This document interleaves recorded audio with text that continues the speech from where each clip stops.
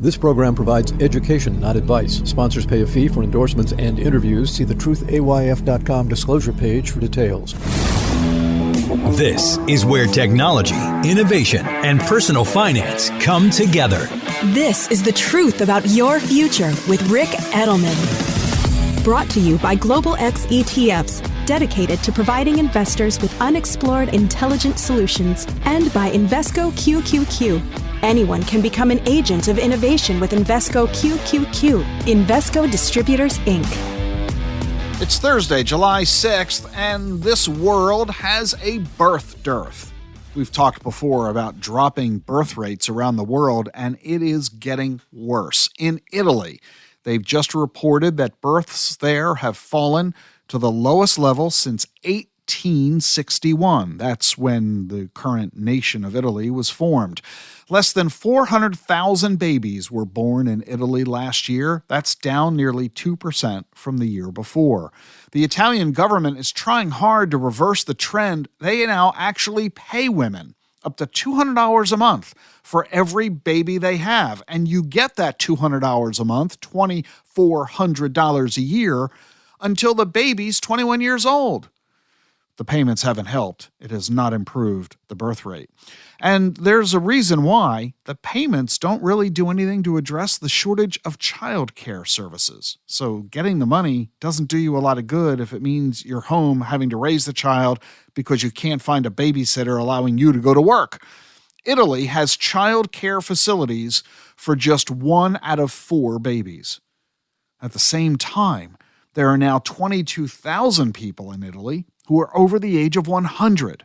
That's 3 times more than in 2000. Think about this. Fewer babies, more old people?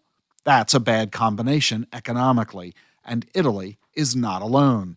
In every advanced economy around the world, the average number of children per woman is below 2. We need 2.1 babies per woman to sustain the population. The only exception is Israel. In Italy, the birth rate is 1.2. Remember, it needs to be 2.1. Italy's, get this, is only the third worst. Spain and South Korea have an even lower birth rate than Italy does. They're only producing 0.8 children for every woman in their countries. With fewer babies, that means fewer future workers. That means less tax revenue to pay for the pensions and the health care that today's people need and will need in the future.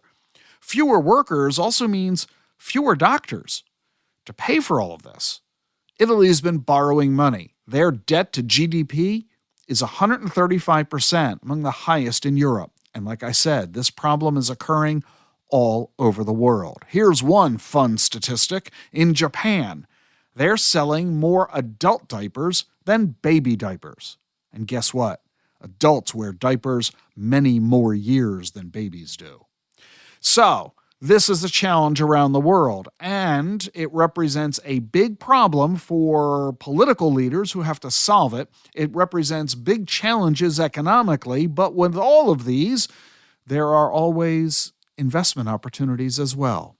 And there's one in particular, the Global X Aging Population ETF. You want to learn about it? Go to globalxetfs.com. The symbol is AGNG. The link is in the show notes. Or ask your financial advisor about the birth dearth and investment opportunities that you can take advantage of. Coming up next week, next Wednesday at 2 p.m. Eastern, I'm going to be hosting a 1-hour webinar on crypto SMAs. What's an SMA? A separately managed account. These are increasingly popular with financial advisors. They offer substantial benefits and advantages you don't get from ETFs. And you'll discover why a lot of financial advisors really like them. And now, if you are a financial advisor, you'll discover that there's a crypto SMA. So come to this webinar. You'll discover how crypto SMAs work, how to gain access to them, and how you as a financial advisor can use them to serve your clients better. I'll be interviewing Matt Hogan, the Chief Investment Officer at Bitwise Asset Management, and Chris King, the CEO of Eaglebrook Advisors. This podcast is designed for financial advisors, but everyone's allowed to attend, you too. You can register for the podcast at dacfp.com, DACFP.com. The link is in the show notes. See you tomorrow. Lately, it seems like buzz around ChatGPT and the potential of generative AI is everywhere. But this trend didn't appear from the blue. It reflects years of innovation by many leading-edge companies. Looking to add AI exposure to your portfolio? Rather than try to pick individual winners, consider the Global X Artificial Intelligence and Technology ETF, ticker AIQ, which invests in dozens of stocks across the emerging AI frontier. Investing involves risk, including possible loss of principal. Technology companies can be affected by rapid product obsolescence and intense industry competition. Before investing, carefully consider the fund's objectives, risks, charges, expenses, and more in the full or summary prospectus at globalxetfs.com. Read carefully. Distributed by SEI Investments Distribution Co. Support for Rick Edelman's podcast comes from Invesco QQQ.